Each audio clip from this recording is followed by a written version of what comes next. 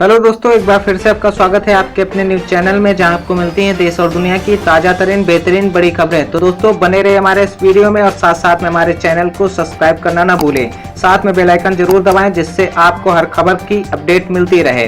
तो दोस्तों चलते हैं आज की सबसे बड़ी खबरों की तरफ। दोस्तों आज की पहली खबर की तरफ चलते हैं। पहली खबर काफी मार्मिक और संवेदनशील है। भूख से महिला की मौत पर रेलवे ने झाड़ा पल्ला, कहा पहले से थी बीमार महिला।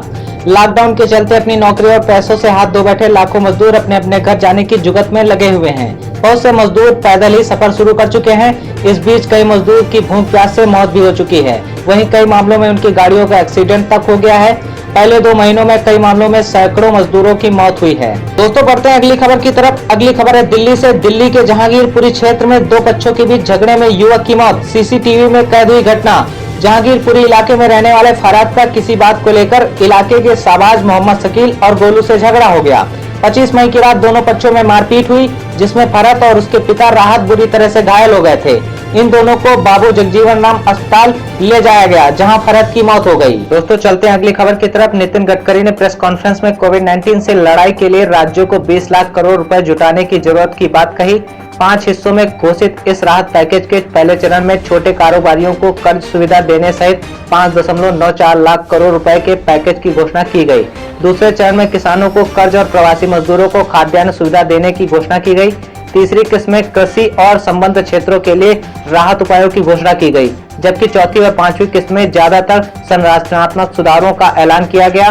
गडकरी ने आगे कहा कि राष्ट्रीय राजमार्गों पर काम बहुत तेजी से शुरू किया गया है और सरकार की योजना अगले 2 वर्षों में 15 लाख करोड़ रुपए के राजमार्ग बनाने की है। उन्होंने कहा कि लगभग 80% परियोजनाओं का काम फिर से शुरू कर दिया गया है। दोस्तों चलते हैं अगली खबर की तरफ। कोरोना महामारी ने बढ़ाई देश में टिड्डी दल के हमले की भीषणता। टिड्डी दल का हमला देश के किसानों के लिए समस्या बनता जा रहा है। कोरोना की महामारी के कारण अनाज के मंडी में विक्रय में विलंब जैसी समस्याओं का सामना कर रहे किसानों के लिए टिड्डी दल का हमला नई आपदा बनकर सामने आया है।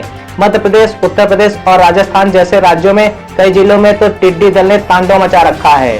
दोस्तों बढ़ते हैं अगली खबर की तरफ। श्रमिक ट्रेन में नहीं मिली सहायता, मजदूर ने बीच रास्ते में तोड़ा दम। राम सिंह नाम के श्रमिक का कहना है कि जब ट्रेन सहारनपुर पहुंची तो उन्होंने पुलिस को सूचित किया।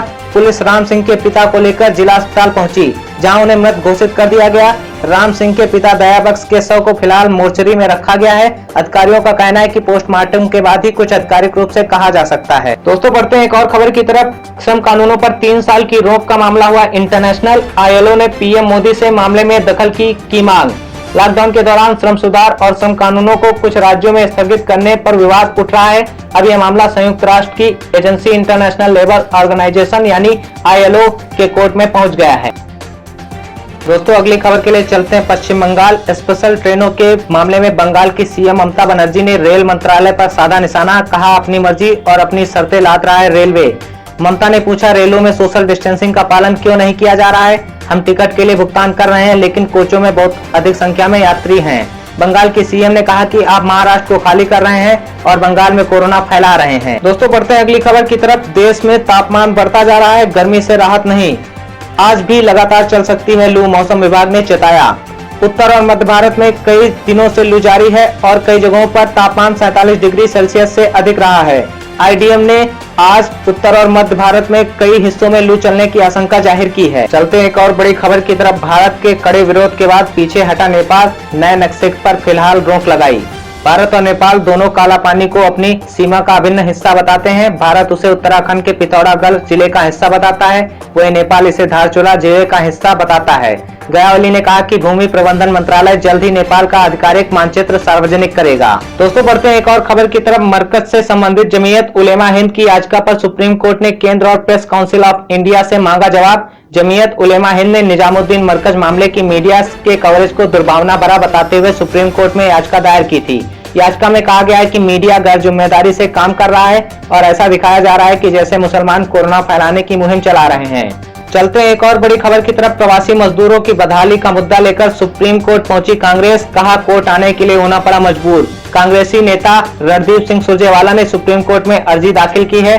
सुप्रीम कोर्ट में गुरुवार को होने वाली सुनवाई में पक्षकार बनाने की मांग की गई है।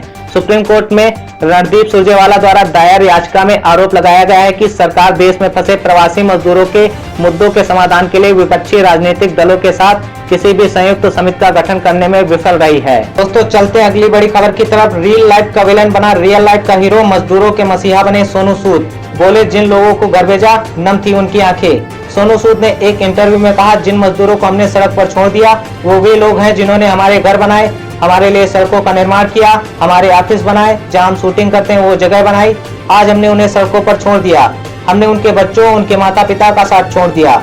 हम उनके बच्चों के जहन में वो यादें डाल रहे हैं, जब वो बड़े होंगे तो याद करेंगे कि हजारों किलोमीटर पैदल चलकर बड़ी मुश्किल से अपने घरों में पहुंचे और कुछ लोग तो पहुंच भी नहीं पाए। मुझे लगा कि इन लोगों को ऐसे नहीं छोड़ सकते, हमें इनके लिए कुछ करना चाहिए। बढ़ते एक और बड़ी खबर की तरफ। भारत चीन सीमा पर तनाव के बीच सेना प्रमुख की अध्यक्षता में सीनियर कमांडरों की हो रही बैठक। प्रधानमंत्री नरेंद्र मोदी द्वारा चीन के साथ गतिरोध मामले पर चर्चा के लिए उच्च स्तरीय बैठक आयोजित करने के एक दिन बाद यह कॉन्फ्रेंस आयोजित किया जा रहा है। इस बैठक में राष्ट्रीय सुरक्षा सलाहकार अजीत डोभाल और chief of defence staff general Bipin Rawat भी शामिल। चलते हैं एक और बड़ी खबर की तरफ। निजामुद्दीन मरकज के मौलाना साद पर 2008 में एएसआई ने भी दर्ज कराया था केस, बाद में इसे कर दिया गया था बंद। निजामुद्दीन में एक संरक्षित और ऐतिहासिक स्मारक बड़ा खंबा से 20 से 22 मीटर दूर एक स्मारक लाल महल है। शिकायत थी कि उस स्मारक के अंदर मौलाना साद और मौलाना जुबैर नया निर्माण कार्य करा रहे हैं। पुलिस ने 1 नवंबर 2008 को मौलाना साद और मौलाना जुबैर के खिलाफ केस दर्ज किया था। दोस्तों बढ़ते हैं एक और बड़ी खबर की तरफ। एम्स के सैनिटाइजेशन सुपरवाइजर हीरालाल की कोरोना वायरस से मौत। बीमार होने तक एक भी दिन नहीं ली थी छुट्टी। हीरालाल पूरे एम्स के सफाई के इंचार्ज थे और वायरस संक्रमण के बाद उन्हें ट्रॉमा सेंटर में एडमिट किया गया था। उन्हें वेंटिलेटर सपोर्ट पर रखा गया था, जहां सोमवार को उनकी मौत हो गई। हीरालाल ने कोरोना के चलते तबियत खराब होने तक एक दिन भी छुट्टी नहीं ली थी। दोस्तों अब चलते हैं कोरोना अपडेट की तरफ। देश में कोविड-19 के मामले बढ़कर 1,51,767 पर पहुंचे। मरने वाले लोगों की संख्या 4,337 हुई। मंत्रालय के बुलेटिन के मुताबिक 83,004 लोगों का उपचार चल रहा है, जबकि 64,425 लोग अस्वस्थ हो गए हैं और एक मरीज विदेश चला गया है। तो दोस्तों आज के लिए इतना ही। मिलते हैं अगले दिन अगली नई खबरों के साथ। तब तक के लिए धन्यवाद। हमारे चैनल को सब्सक्राइब करना ना भूलिए, साथ में हमारे इस वीडियो को लाइक करें और ज्यादा से ज्यादा शेयर करें। मिलते हैं अगले दिन। धन्यवाद। जय हिंद।